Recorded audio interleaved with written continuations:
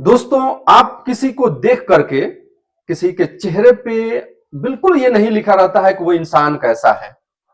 यानी आप बिल्कुल ये नहीं कर सकते, ब्लाइंडली आप किसी पे बिलीव नहीं कर सकते आज के दौर में कि वाकई वो इंसान कैसा है, उसका नेचर कैसा है। जैसे कि आज हम लोग जिस कहानी के बारे में बात करने वाले हैं, दरअसल इसी से संबंधित है कि इंसान दिखता है कुछ और, लेकिन अंदर उसके कुछ शैतान जो छिपे होते हैं वो होता है कुछ और।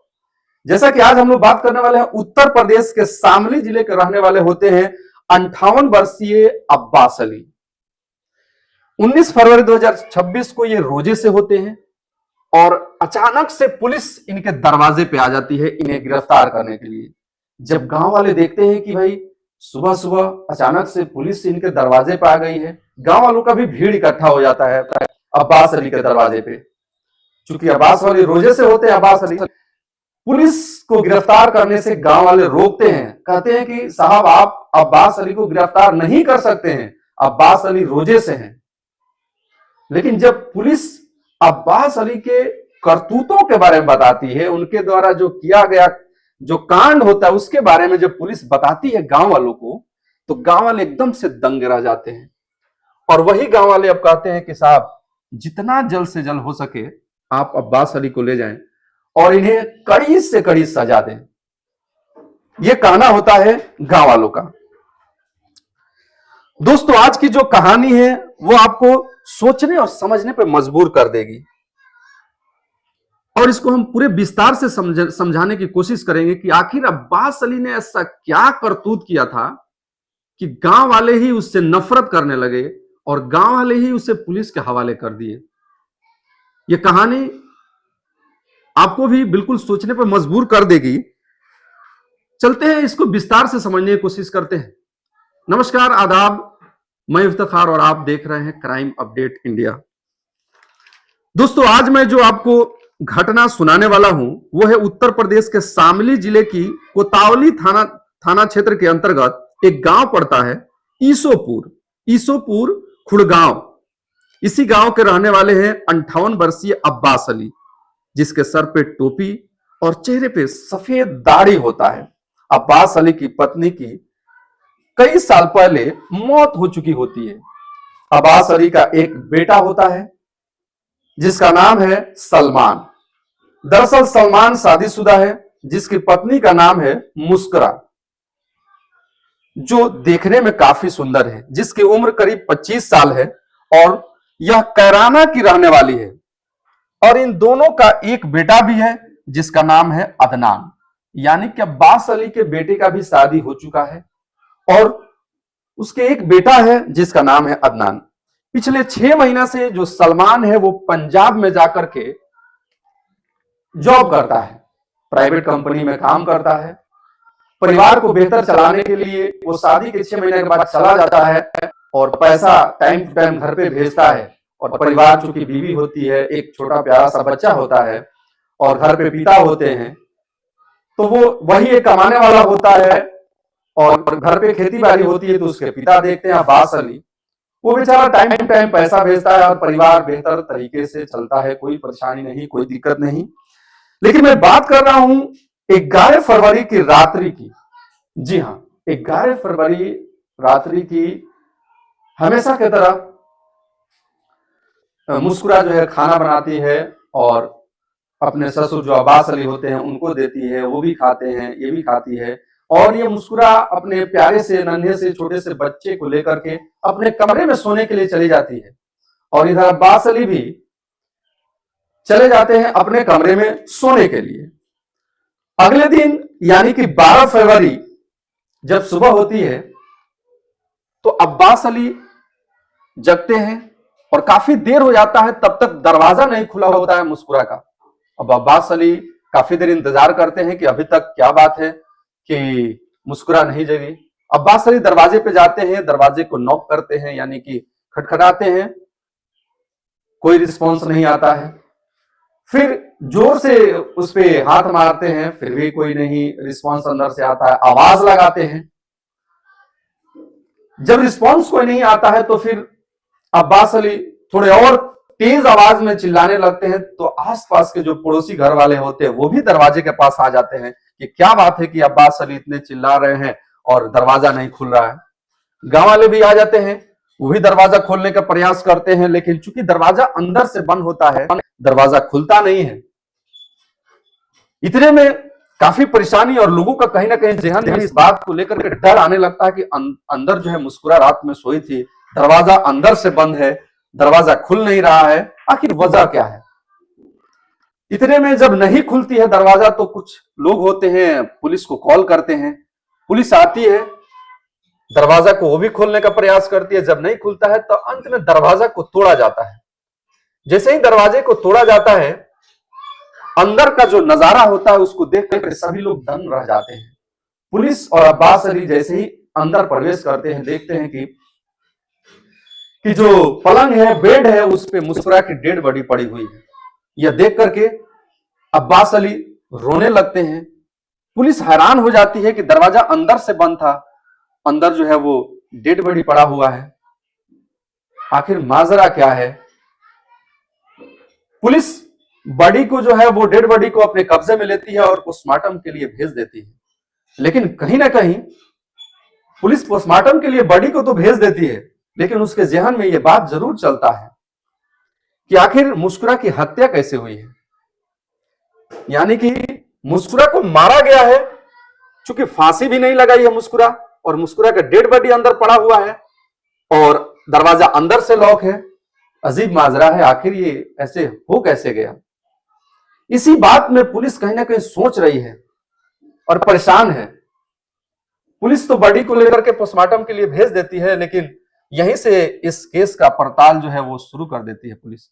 और अब्बास अली को पुलिस पूछताछ के लिए थाने लेके जाती है कि क्या आपका किसी से कोई दुश्मनी, आसपास के लोगों से, आखिर यह हत्या कैसे हुआ जब दरवाजा अंदर से बंद है। तो आप कुछ कहना चाहें तो बताएं, किन्हीं पे शक हो या कोई ऐसा बात हो जो हम लोग को नहीं समझ में आ रहा हो, आप कुछ भी बताएं ताकि हम लोग आगे की कार्रवाई शुरू करें। अब्बास अली भी एकदम से ऐसे बात करते हैं हैरानी के साथ कि साहब हमको भी समझ में नहीं आ रहा कि आखिर मुस्कुरा की हत्या कैसे हो गई, दरवाजा जब अंदर से बंद है तो। लेकिन जब पुलिस गांव वालों से कुछ पूछने का प्रयास करती है कि क्या अब्बास अली से किसी का कोई विवाद था या इनके लड़के से किसी प्रकार के कोई विवाद, तो गांव वाले भी कहते हैं नहीं, अब्बास अली तो सीधे साधे इंसान है, बिल्कुल कोई दिक्कत नहीं, इनके किसी से कोई विवाद नहीं, लफड़ा नहीं, सब कुछ ठीक। अब ये पुलिस के सामने एक बहुत ही मुश्किल, कठिन समस्या सामने आ जाती है कि इसका आखिर इसने हत्या किसने की, मुस्कुरा की। ये पुलिस के सामने एक चैलेंज बन जाता है। इसी के तहकीकात में अब क्या करती है पुलिस की, मुस्कुरा का जो मोबाइल होता है उसको अपने कब्जे में लेकर के और कॉल डिटेल के बारे में जो है तहकीक करना शुरू करती है पुलिस।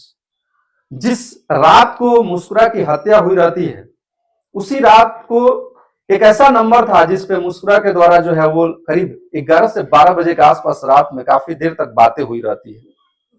जब उस कॉल डिटेल को निकाला जाता है तो पता चलता है कि यह जो नंबर है वो जावेद अली के नाम पे ये नंबर है। ये जो सिम था जिसपे मुस्कुरा रात में 11-12 बजे काफी देर बात की होती है, वो निकलता है सिम जावेद अली के पास। वो जावेद अली के नाम से सिम है। चूंकि जावेद अली के बारे में जब पुलिस तहकीकात करती है और फिर जावेद अली को कब्जे में लेती है, जावेद अली के पास जाती है और सब कुछ कॉल के द्वारा जो है उसको अपने पास मतलब कि पकड़ लेती है और उससे पूछताछ करती है, तो पता चलता है कि जो जावेद अली होता है वो मुस्कुरा के मैके यानी कि जहां मुस्कुरा का घर होता है उसी गांव के रहने वाला है जावेद अली।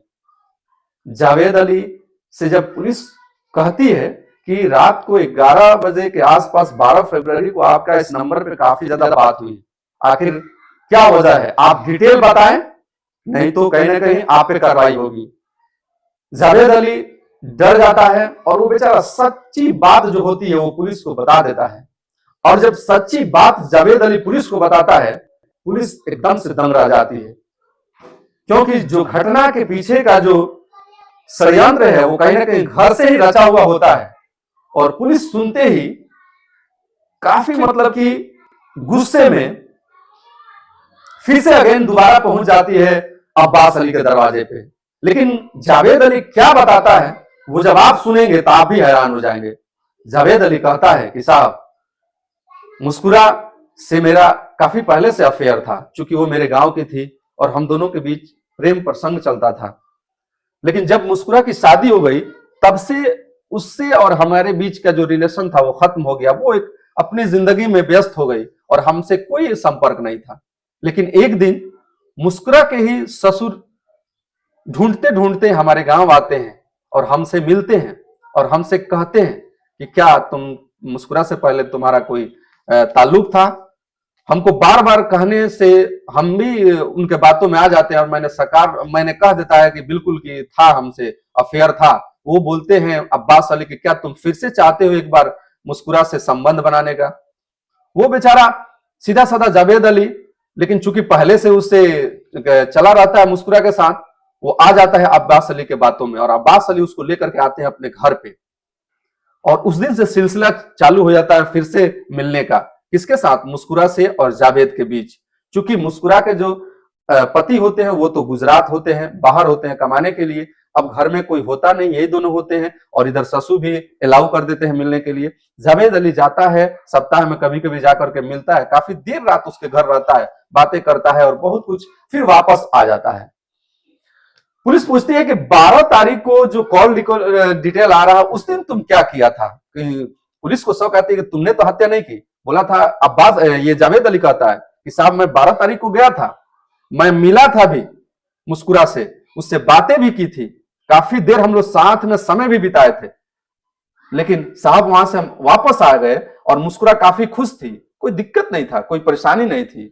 अब पुलिस के सामने फिर से एक बार हैरानी कि जब जावेद अली वापस आ गया, मुस्कुरा खुश थी, तो फिर घटना को अंजाम किसने दिया। पुलिस फिर से एक बार परेशान हो जाती है। लेकिन यहीं पे जावेद अली बोलता है कि सर मैं एक बात बता रहा हूं कि कहीं ना कहीं अब्बास अली का नियत सही नहीं था। क्योंकि अब्बास अली जब भी मैं मिलता था वो दरवाजे से झांकता था, देखता था और वो चाहता था बार बार मुस्कुरा से संबंध बनाने के लिए और मुस्कुरा के करीब जाने के लिए। तो कहीं ऐसा ना हो, मैं ये श्योर तो नहीं हूं लेकिन मुझे शक है कहीं इस घटना को अंजाम अब्बास अली ने तो नहीं दिया। जैसे ही ये बात जावेद अली पुलिस को बताता है, पुलिस की भी जहन कहीं ना कहीं अब्बास अली पे चली जाती है और अब्बास अली से पुलिस अब्बास अली को फिर से बुला करके दोबारा जो है थाने पे इस बार जोर से पूछती है, दबाव देकर के, कि हमको ऐसा पता चल रहा है कि आपके और मुस्कुरा के बीच कुछ ठीक नहीं था और आप मुस्कुरा को लाइक करते थे। अगर आप सच नहीं बताएंगे तो हम दूसरे तरीके से भी हम लोग सच को बुलवाने हम लोग को आता है। जब डराया जाता है तो अंततः अब्बास अली सच को ही स्वीकार नहीं करता है बल्कि सारी बातें बताता है कि कैसे कैसे। दरअसल ये जो अब्बास अली होता है इसकी नीयत कुछ ठीक नहीं होती है। जब इसका बेटा चला जाता है बाहर कमाने के लिए तब से ये अब जो है उस पे मुस्कुरा पे नजर रखता है और मुस्कुरा से बार बार चाहता है उसके करीब जाने का, लेकिन मुस्कुरा इससे दूर रहती है हमेशा।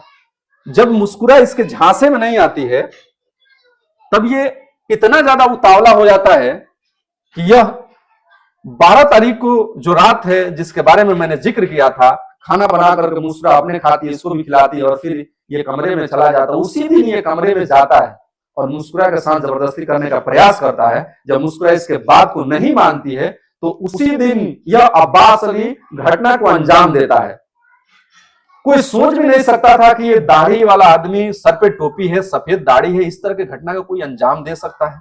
पुलिस जब सुनती है, समझती है इस घटना को और जब अब्बास अली खुद इस चीज को मानता है, कन्फेस करता है, तो पुलिस इसको फिर से हिरासत में लेती है। और गांव वालों पे जब ये खबर पूरा मोहल्ले में फैलता है, गांव वाले जो है थू थू करने लगते हैं अब्बास अली पे कि क्या हमारे समाज में ऐसे भी लोग हैं। ये 58 वर्षीय, आप सोच सकते हैं जिसकी उम्र 58 वर्ष हो और वो ऐसी घिनौनी हरकत करे, तो वाकई आप किस पे विश्वास कर सकते हैं आज के दौर में। देखिए, मेरा मकसद इस वीडियो को बनाने का किसी का दिल दुखाना नहीं है, किसी को तकलीफ पहुंचाना नहीं है, बल्कि आपको जागरूक और सतर्क करना है कि आज के समय में आप ब्लाइंडली किसी पे विश्वास नहीं कर सकते हैं। जैसे कि इस कहानी में अब्बास अली जैसे व्यक्ति पे कैसे कोई विश्वास कर सकता है। लोग तो यही सोचेंगे कि दाढ़ी है, और टोपी पहना हुआ है, ये इंसान कभी गलत कर ही नहीं सकता है। जब ऐसे इंसान गलत कर सकते हैं तो दूसरे इंसान के बारे में तो खैर आप सोचे मत। तो इसीलिए सतर्क रहने की जरूरत है। अपने आसपास के माहौल को देखते हुए हमेशा इस बात को जरूर ध्यान में रखें कि आज के दौर में किसी पे ब्लाइंडली विश्वास करना काफी गलत है। सोच समझ के विश्वास करें, जहां रहें सतर्क रहें, खुशहाल रहें। और मैं यही मेरा प्रयास है कि आप जो है वो जागरूक रहें और इस वीडियो को ज्यादा से ज्यादा शेयर करें। अगर चैनल पर नए हैं तो चैनल को सब्सक्राइब जरूर करें। मैं कोशिश करूंगा कि सच्ची घटना से मैं आपको हमेशा रूबरू कराता रहूं। जय हिंद, जय भारत।